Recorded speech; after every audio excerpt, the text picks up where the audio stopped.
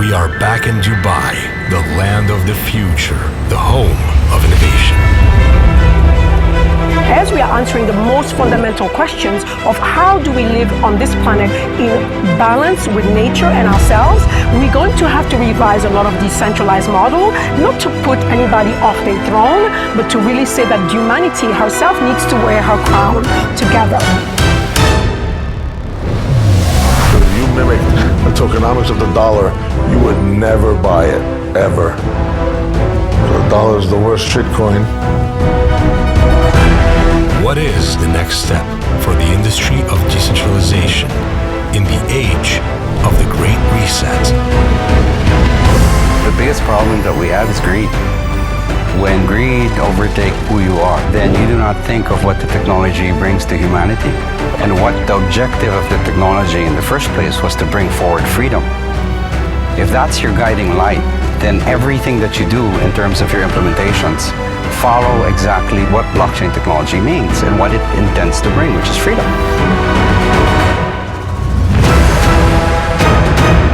We're very early on.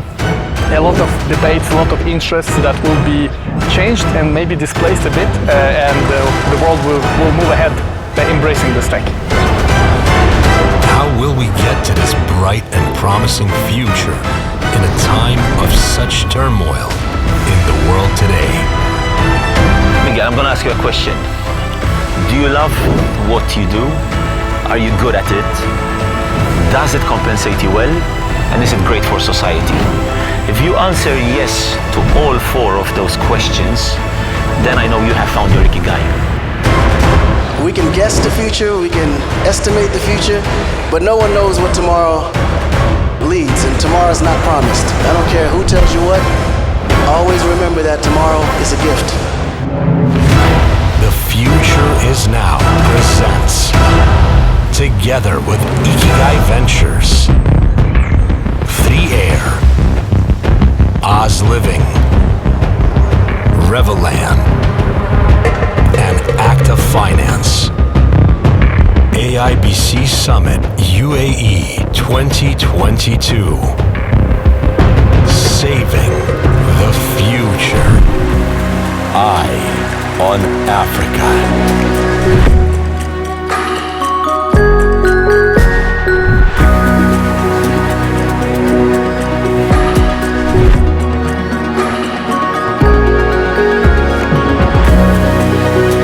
Nick Spanos, Bitcoin pioneer, founder of Bitcoin Center, who has worked with Ron and Rand Paul. President of El Salvador is a superhero. The IMF are the villains. And if they want to push their shitcoin on the people exclusively. Somebody has big balls. And yeah, we need such people that'll just go and say, I'm gonna do it. It's gonna be tough, but I'm willing to pull it through all the way. That's how you make new technologies, new ideas work. Sandi Bitenc, founder of 3Air, connecting blockchain internet, providing education and banking the unbanked in Africa and beyond. Less than 1% of people in Africa have access to real broadband. In Sierra Leone, currently we're having only 2 base stations and we are covering around 90% of the city. Not that many people know about this, but there are 5,400 ecozones around the world. These are mini governments within a government that allow for use cases to come in, that allow for new business to come in a regulation-light environment. Gonzalez, founder of Oz Living, an eco-zone alliance that has sprung up in the Philippines and created a whole new jurisdiction for disruptive innovators that is planning to spread all over the world. You have to have complete portability of your citizenship and residency. All you need to do is unstake your tokens, right? Relocate to another zone, restake your tokens, right? And receive business operation, tax-free living in that zone. That's freedom. I am the queen of the Bakwa-Luntu people of Kasai. They belong to the Luba greater ethnic group, and they are in Congo. And you have to understand that Africa is not new. Africa has existed since the beginning of time, and before colonization, there were people living on the continent for over 250,000 years.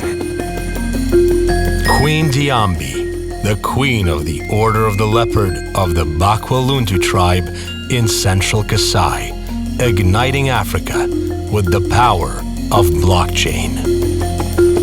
Those tools of decentralization are really going to be also bringing very tangible solutions for Africa to really rise up and go back into its glory of the ancient times, where Africa was really the leader in world civilization in many instances, although many people still don't know that today.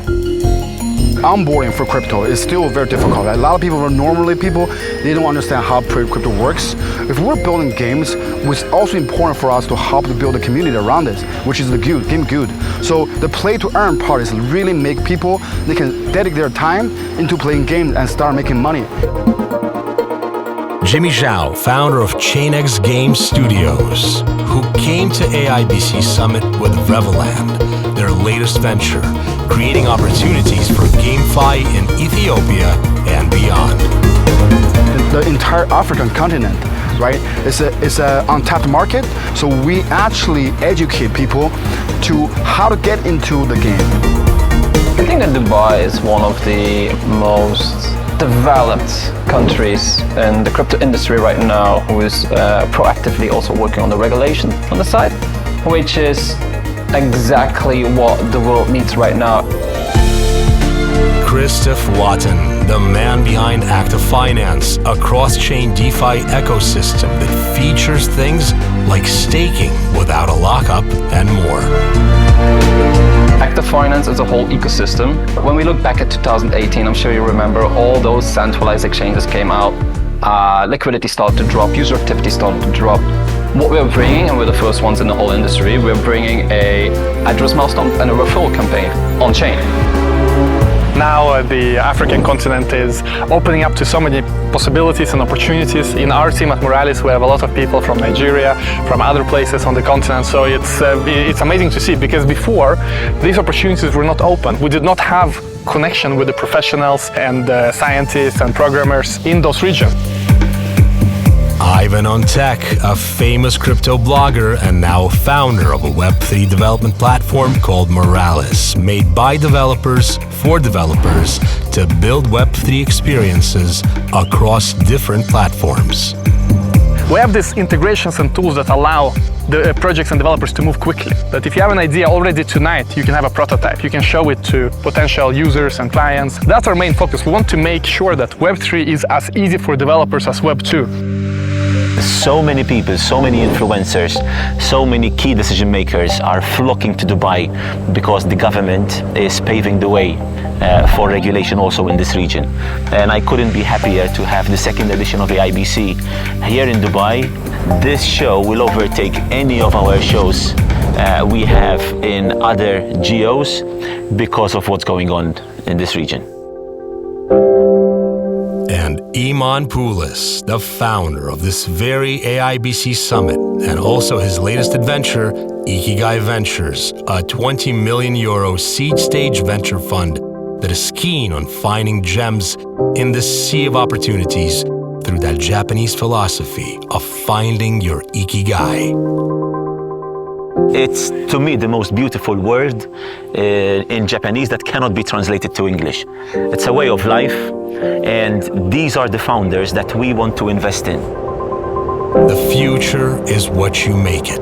Let's dive into disruptive tech with our annual visit to AIBC and see what the future holds in these very trying times for our planet and our way of life. Utilizing money as a freedom of speech. If you can't use money for your causes because the powers that be don't want you to and they freeze your funds, well, then they've taken away your freedom of speech. Censorship resistance and money is a political movement. Created by One Day Productions. one day we will change the world together.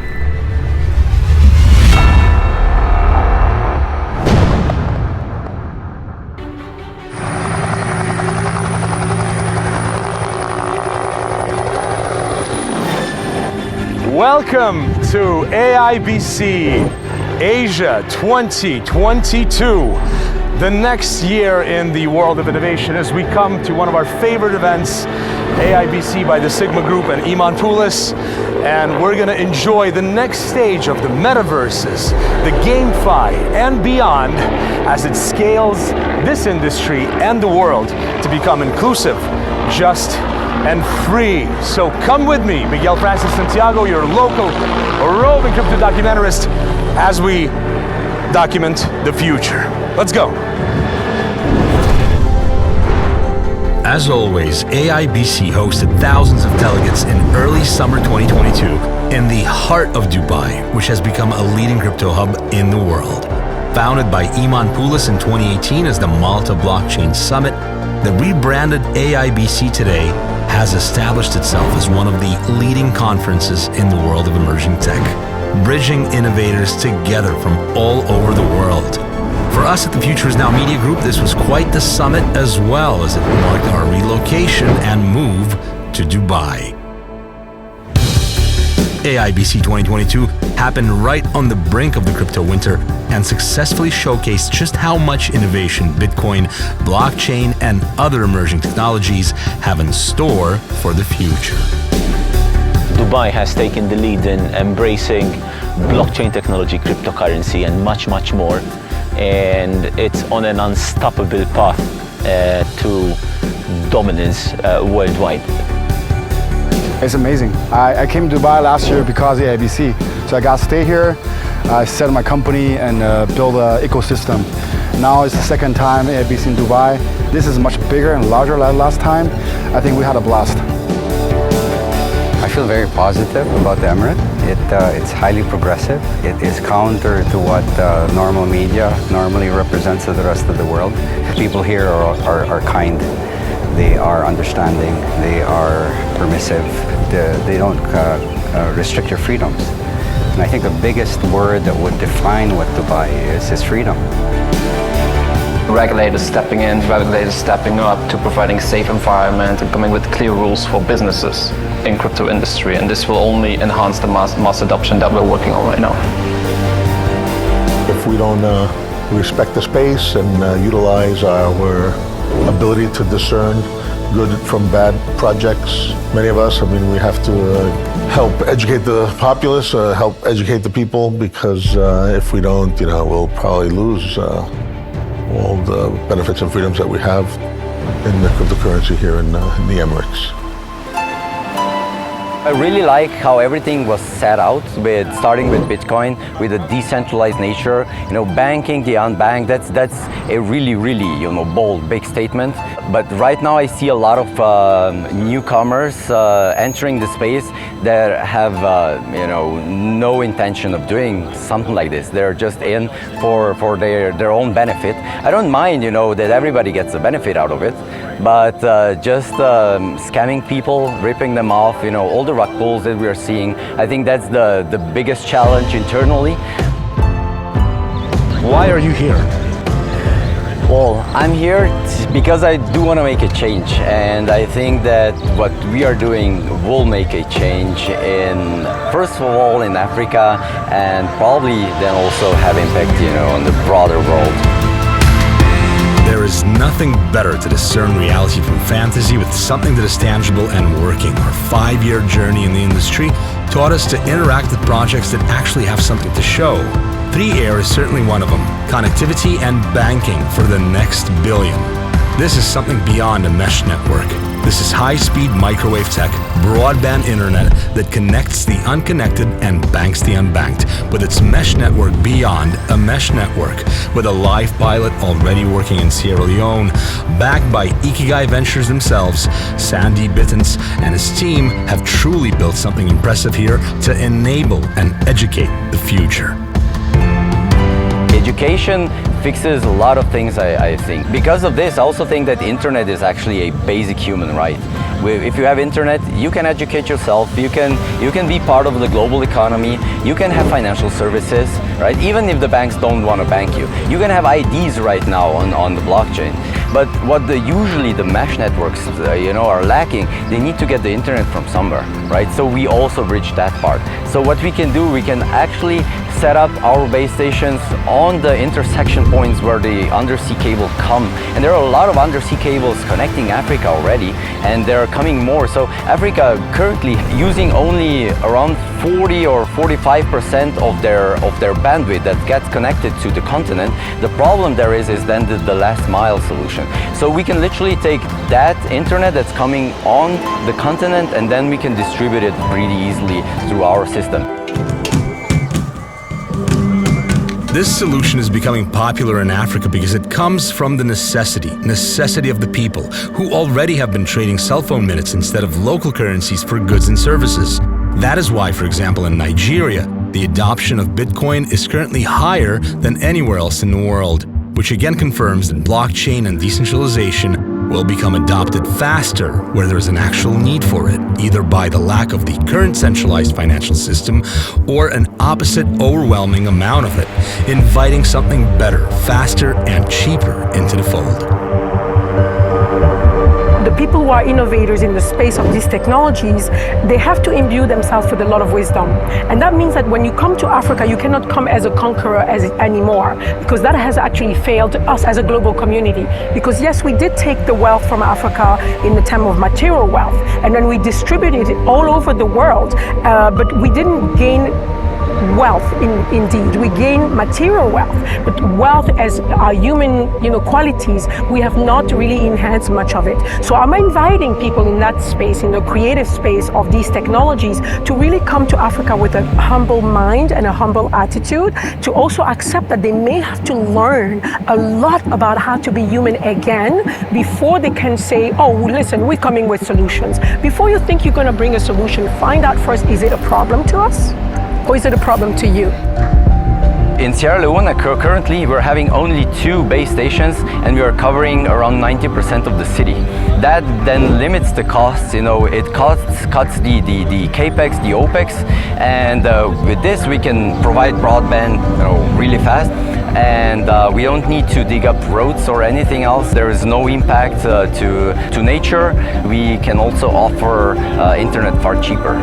And that's also a big thing in Africa. Because in Africa, on average, internet on average is 3 times higher, in cost than in developing worlds. It makes no sense.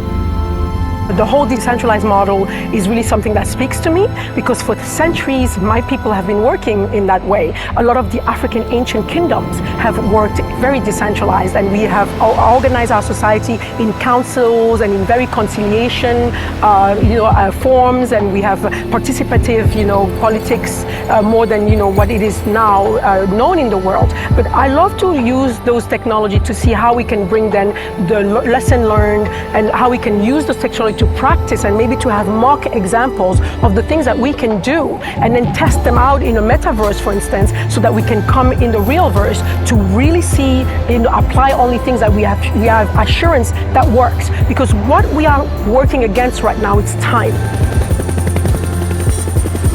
Queen Diambi of the Order of the Leopard of the Bakwa-Luntu tribe in the Democratic Republic of Congo, and her work in the world of Web3 takes Africa and civil societies, governments, and key decision makers together to establish a bridge between the real verse and the metaverse.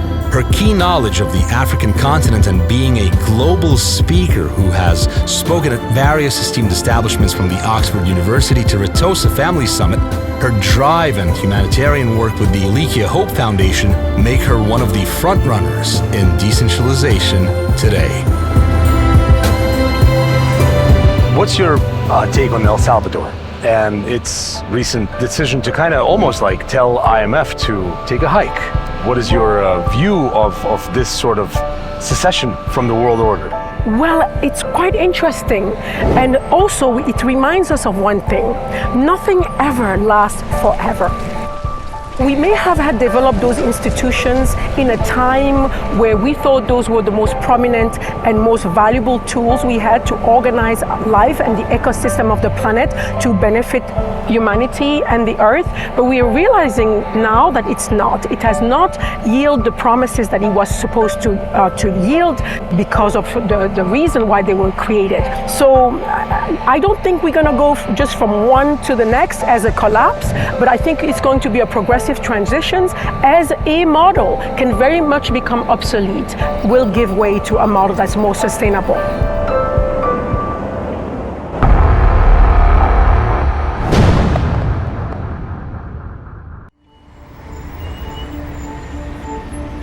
Internally, people have to understand that this isn't to buy a Lambo. I'm not here to buy a Lambo. First of all, I can't fit in a Lambo. And I even said it at the Futures Conference in Canada, a year before COVID. I said, all you guys are here competing with each other, knocking each other, trying to take each other's people and this and that, so you can get the Lambo and the other guy can't? Or what if they don't let you drive? You get a Lambo, they're not gonna let you drive. And I said, you want a mansion? Is that why you're here? You want to live in a mansion? I go, what if they don't let you leave the house? And that happened with COVID, especially in Canada. Nick Spanos, the founder of Bitcoin Center and an early adopter of Bitcoin, the man who worked for Ron and Rand Paul and truly has been doing nothing but promoting Bitcoin to governments all over the world. That's why we're here. I come from a deep libertarian background, where Ron Paul spoke about competing currencies all the time. And when Bitcoin came out, many of us, grabbed it and adopted it quickly. And many of the big first companies movers were actually Ron Paul staffers. Many of us tried other currencies in the past. Because his last name was Van Nuthouse. He made the Ron Paul dollar, and the FBI came and took $18 million worth of his gold. They gave it back to him 12 years later with no charges. I've been fighting the Federal Reserve since 1991. We built the End the Fed movement, Campaign for Liberty. This was all in the 2000s. We had a bill on the floor to show the population that the world is a bountiful place.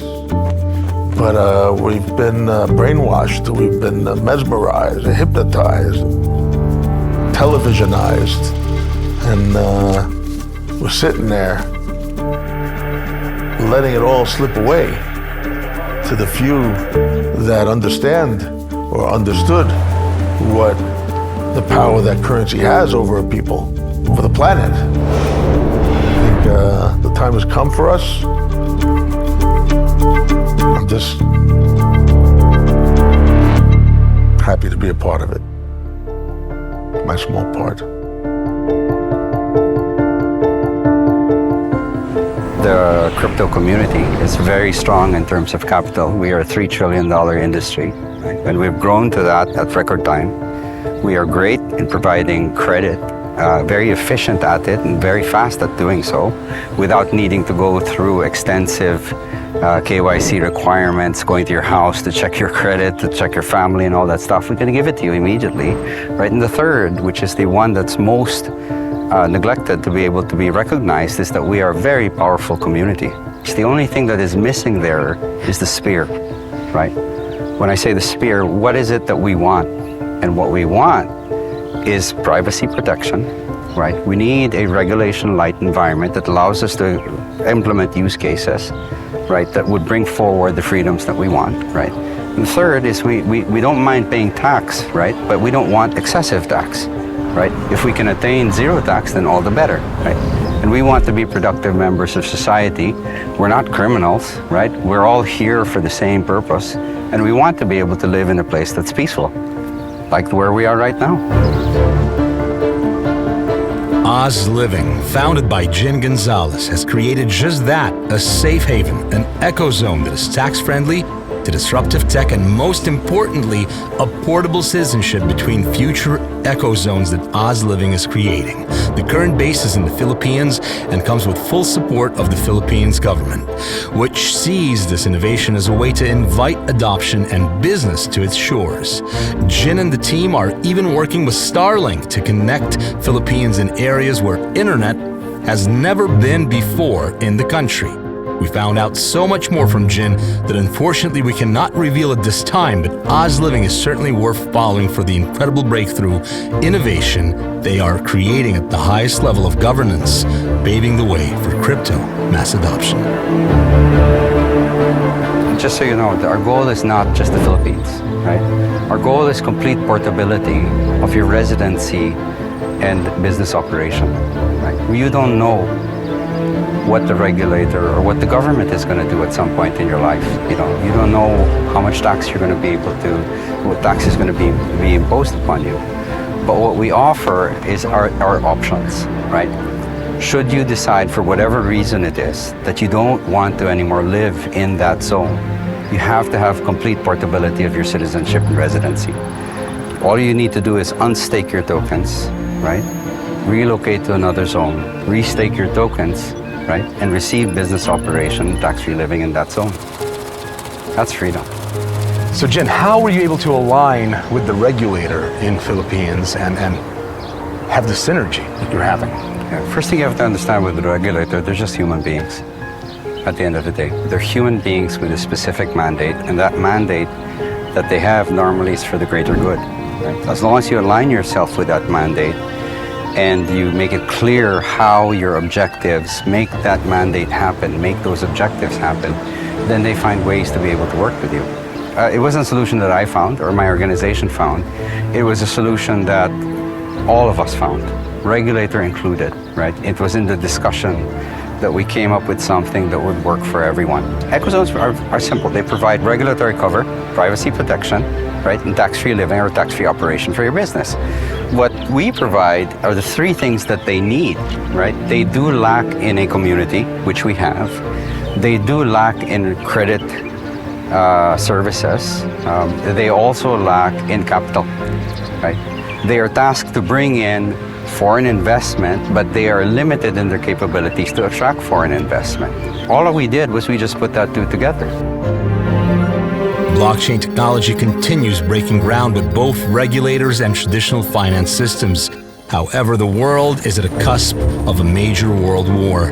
And one has to always ask, how do we get to that point? And how can blockchain and Bitcoin aid the world in these trying times? World wars came from centralization, not from decentralization. There were no world wars before centralization, before agriculture. So I believe that we have the technology to communicate to billions of people now. And when I say communicate, I mean also financially interact with people that were locked out of our financial system and everything they had to offer. I mean, half the people on the planet apparently aren't worth talking to or doing business with, is what we're led to believe. It's a little curious to me that the only thing they're talking about with the war these days is SWIFT and MasterCard, Visa, and how cryptocurrency is gonna fuel terrorism. And it just sounds like a currency war to me. It sounds like a custody war. It sounds like, you know, instead of calling it a currency war, I'd like to call it a custody war. They don't want you to have custody of your value. Because if you have custody of your value, you can make things happen that your beliefs dictate. And apparently that's a dangerous thing. Bitcoin is not about technology. If you look at Bitcoin as technology, you're looking at it wrong. Let's say I'm in some distressed situation. Maybe I'm fleeing from a war zone, maybe like we have now with Ukraine. Will I research 1,000 cryptocurrencies? No. I know there's Bitcoin, and I know maybe there's Ethereum, but most importantly, most people know Bitcoin. There is global consensus and trust in Bitcoin. So many people make the mistake that they look too much in the technicals, like how slow is Bitcoin, how fast is Bitcoin, but it's more global consensus. What is digital gold? What has value? I have to buy something today. What if you really have to put all your money into one digital asset? What will it be? For most people, it's Bitcoin. It's no question about anything else. So I for sure think that it will continue going up, and 1 million it's guaranteed because all fiat goes to zero. So the question is the time. Is it going to be in 10 years, 5 years? I think it's looking very bullish because at the end of the day, we're living in a global digital world that deserves digital money, and we're still very early on in the adoption. Big countries don't have Bitcoin. Only El Salvador has Bitcoin, and nobody wants to be first, but also nobody wants to be last. So I think we're going to see a lot of other countries and central banks joining this ecosystem very soon. People say, "Oh, it's a U.S. dollar." It's not the U.S. dollar. It's a Federal Reserve debt note. That's not the U.S. dollar. The U.S. dollar was pegged to gold and silver, like the Constitution says. All of a sudden, after it came off the gold standard, where every family had a 2-car garage and only one person worked, now everyone works and everyone's broke. It's a little ridiculous. The world didn't lose 98% of the food, It's what they're playing with your perception of money. The perception of money and the ability, the amount of money. The whole thing is, it's a scam. It's the biggest lie ever told.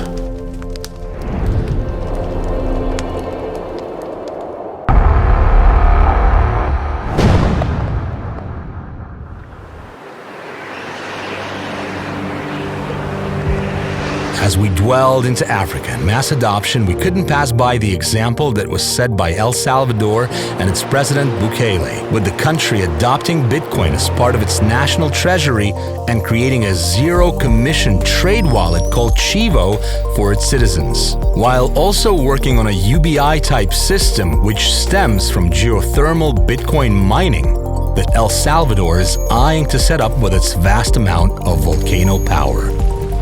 It was a very bold move from El Salvador. Only the future will tell if it's the right move, because having Bitcoin as your national currency, Bitcoin is pretty volatile, as we all know. So I still wonder how they're gonna resolve that actually into their whole financial system. But I also believe that more countries will follow. I'm pretty sure of that. More countries will follow. Christof Waton and his DeFi ecosystem, ACTA Finance, propose another tool to creating abundance and monetary sovereignty. Being a cross-chain liquidity swap, aggregator, and more, this company has had the support of both AIBC and prominent locals in Dubai who see the benefit of this technology. So what we do with ACTA Finance, we're a cross-chain liquidity aggregator, where our swap right now, you can compare it like a Uniswap V3, active liquidity, which is more profitable for liquidity providers. This is why we have Ruby Family Office being our liquidity provider, because they see the opportunity. A second is, it's like 1inch liquidity aggregation. So when your asset is issued on, let's say, PancakeSwap, on 1inch, on SushiSwap, for example. With all those different liquidity pools, you can aggregate them very, very easily. This is my and my CTO's background as centralized liquidity framework. A third thing is token bridges are insane. They're very good. We love it. We are going to use token bridges as a secondary function on the back end. That means that we can actually tap into deep liquidity. Miguel, you might have Miguel token soon, maybe. So Miguel token can be issued on Avalanche, you can issue it on Binance Smart Chain, you can issue it on Ethereum, Polygon. All we need is the token bridges, and then we tap into the liquidity pools where your token is listed on decentralized exchange, on swaps, and we can tap actually into the deep liquidity of any asset. An immense amount of work has been contributed into the ACTA Finance ecosystem, which did rebrand from ADA Finance, as Cardano, being a new chain, had issues with throughput and scalability, according to Christof. So Avalanche was chosen as the main powerhouse for ACTA. But one thing that all these innovators do need is funding, without which none of this can happen. The founder of AIBC Summit, Eman Pulis, having formed his own €20 million venture fund called Ikigai Ventures to do just that, find and support the gems of the future through this Japanese concept of finding your Ikigai. So Eman, how did Ikigai Ventures come about? And it's interesting because now we see you transition from just an events guy into an actual tier 1 fund. That's right. Look, because of our conferences, we have access to one of the healthiest deal flow of startups coming to us, but we also have a lot of hyper-successful individuals who already trust us with their money by booking stands, taking sponsorships, and we want to bring those two closer together. Why Ikigai Ventures? Why the name? It's, to me, the most beautiful word that exists in the world today. It's a Japanese word that cannot be translated to English. And I will ask you a question. Have you found your Ikigai? In other words, do you love what you do? Are you good at it? Does it compensate you well? And is it great for society? If these 4 points resonate with you, then I know you found your Ikigai and you have what it takes as a startup to scale in the next 4, 5, 6, 7, 8 years. And we want to be with you on that journey.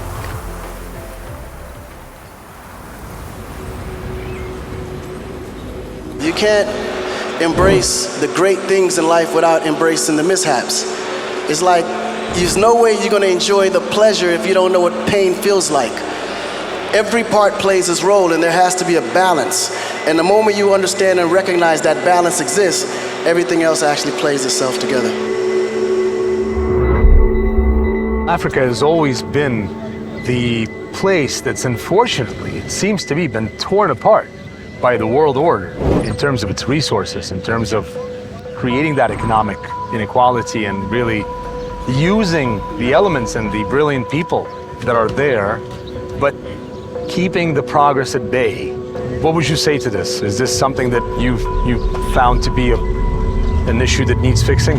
Absolutely. And I do think that education can fix it, and internet connection can fix education, because it's not only happening from outside, it's also happening from inside. So somebody in the country is actually allowing this to happen, and they're feeling also their pockets. What's not happening is really, everyone talk about massive adoption. It's not happening. But I do see a lot of opportunity now, especially when it comes to GameFi. Games, and everybody play games. We're a game studio, so we actually have 3 parts. One part we do game development, in-house game development. Second part we do blockchain integration. We help other company with games and get on blockchain. And third, we have a publishing arm, so we publish games through our channels. Onboarding for crypto is still very difficult. A lot of people, they don't understand how crypto works. So what happens, like if you look at the GameFi space, there is a lot of large guild around this. For example, Axie Infinity.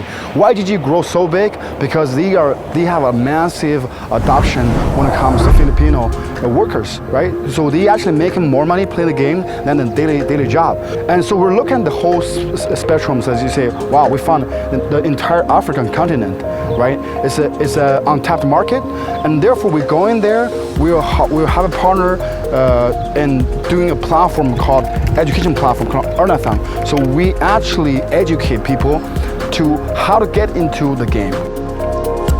Indeed, Africa needs all the help it can get, and blockchain innovators in this film are clearly proposing a solution. Jimmy Zhao of ChainX Game came to AIBC with his GameFi project called Revoland, and shortly after managed to successfully raise $10.6 million, led by Hashkey Capital and Polygon Ventures, alongside 14 other crypto venture capital firms.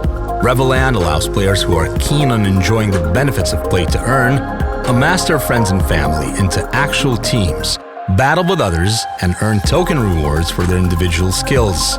Earlier this year, Revoland was the first blockchain game to launch on Huawei's public cloud service with full support from the cloud platform. Now, the ChainX Game team is eyeing Africa with its line of play-to-earn products. So we first onboard them to an education platform, so they learn every basics around crypto, how to get in the game, how to use your wallet, very basic ones. Then, if they like it, they actually can come to the game to play. So we have set up a very good onboarding process for the non-crypto people to enter this space, especially in the African market. So we have to really come humble with a perspective where we can come to the continent to learn more than what we can bring actually, because there's so much Africa has to offer that is not in terms of materials, but in terms of wisdom, in terms of human heritage, in terms of historical heritage, because all this information will instruct our ability to make sound decisions for ourselves, for the future of humanity and of this planet.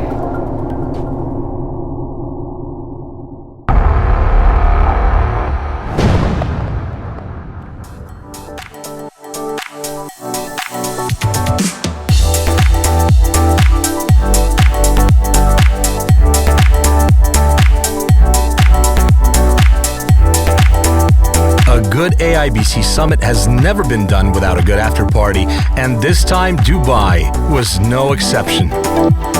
Jason, give me a little aftertaste. How was the event for you? How did you like AIBC? Is this your first time? It is my first time. It was fabulous. I really enjoyed it. I mean, a really good blend of people, you know, and not too many shit coins. It was, realistic. So, yeah, it was a great time. It was pretty good, very effective, well organized. I go to a lot of these things and I would say that this is one of the best ones. Ridiculously amazing. Actually, the best part about it was meeting people like you. Cheers. All right. Freedom. Freedom! Taco, konnichiwa! Hello? Yeah, before it? Yeah, it's a company I'm working with. Sigma as well, Ikigai as well, everywhere. Yeah, it's very hot right now. Oh, this is insane. First of all, Dubai is insane. And it's a great, smart choice to do it in Dubai. Because, I mean, just look at this. This is only a glimpse of what happened the last 2 days. I think it's a fantastic global integration of both perspectives and projects. So to be able to bring all of them under one umbrella is pretty cool. I think it was pretty quality, very quality. One of the best events this year so far. It was actually very good. We had a lot of fun. We met a lot of clients. It was very good for us. Oh my God, I really enjoyed this event. I just see all stars come together. Like my projects are happy, I'm happy. A panel I attended, there was conflict actually, but it's good because we understand each other better. So for the people out there, like I feel like people should participate more, then we understand each other more. Right, we enjoyed the gaming part of the show, not the AIBC one, because that's what's relevant to us. AJ! Hey! Give me a little aftertaste of AIBC, AGM. No!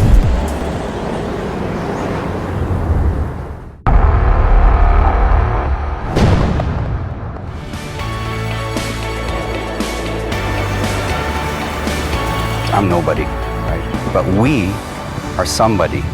Then we understand that it is as a community that we can actually engage regulators, engage the public, and give them the message exactly of what we want. And what do we want? It's very simple. It's something I want and the regulator themselves want, which is freedom. Opportunity essentially is not defined by where we live. Opportunity is defined by choice. And that's what Oz intends to bring forward, choice, so that you have complete portability of your residency and citizenship. You can move from one location to another, right, and continue the life that you have. I want everybody to really think about what blockchain is for and what it can do. Put aside your selfish needs at this moment in time. There is enough in the world for everyone. And if we really do this right, we can have, really peace and prosperity for everyone. Be patient, we're changing the world. This industry is going to 1000x in the next 10 years, and it's all about whether you will be here. Because if you're too short-term, you're thinking too short-sighted, you're gonna get blown away. You're gonna speculate too much, you're gonna get destroyed.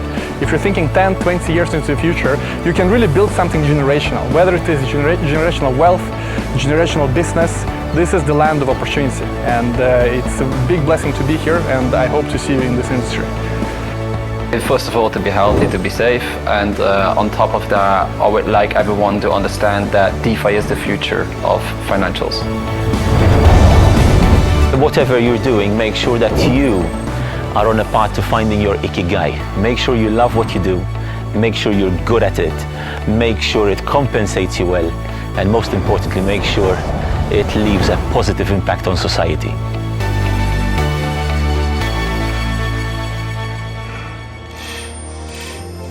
take a little bit of time to really understand what is blockchain and how blockchain is affecting the society as a whole. The next generation will appreciate this, and I think from here we can grow to a much larger scale. I think everyone will lifting up because of blockchain. And I encourage everyone to do everything they can to grow consciousness and to grow to tap into who they truly are, so that we can move away from the fear paradigm and we can go into the love paradigm. Love is not just like a romantic concept. Love is an energy. Love is an energy that can advise us, that can help us blossom ideas that really will make a great difference into the way we live together. This planet is all we have. It's so precious, and to maintain it we need each other. So before sustainability can be even thought of, the first prerequisite of sustainability is unity. And how can we unite if we don't love each other? How can we unite if we don't look at each other as one, as a family, and we don't respect each other? So a lot of the walls are going to be broken if we accept that love is the paradigm we want to operate under. So this is what I do, and that's hopefully a message that you can understand what it means. I'm Miguel Francis-Santiago, and I'd like to remind you that the future is what you make of it. The future is now. Stay connected with The Future Is Now DAO by joining us at thefutureisnow.community, and stay tuned to the future. We will see you at the next AIBC Summit around our planet as we continue traveling and documenting the story of Bitcoin's disruption across the world. Please like, subscribe, hit the bell button, and share this video. This can help us reach more people with this message of inspiration and hope for a better tomorrow. The reality is we're at this turning point in humanity that we've been tasked throughout generations and thousands of years. This is the only opportunity we have to actually free ourselves, utilizing decentralization and utilizing the tools that have been given to us and bestowed upon us. It's an incredible responsibility. I'm gonna die knowing that I did my best. And I think you don't wanna live the rest of your life and then all of a sudden finding out that you've been imprisoned, enslaved, and encumbered by these data silos that they're gonna call blockchain. You're gonna be pretty angry with yourself, and I'm not sure what you would give to be back here right now, to be able to turn it around and move forward boldly as the ones that were always right. We were always right. We were made to feel that we were drug dealers, peddlers, or something, but we were always right. And now, whoa, you see, Chase Bank is in it. It's like, oh, look, we're justified now. Chase Bank is involved with blockchain. We're justified. No, we've always been justified.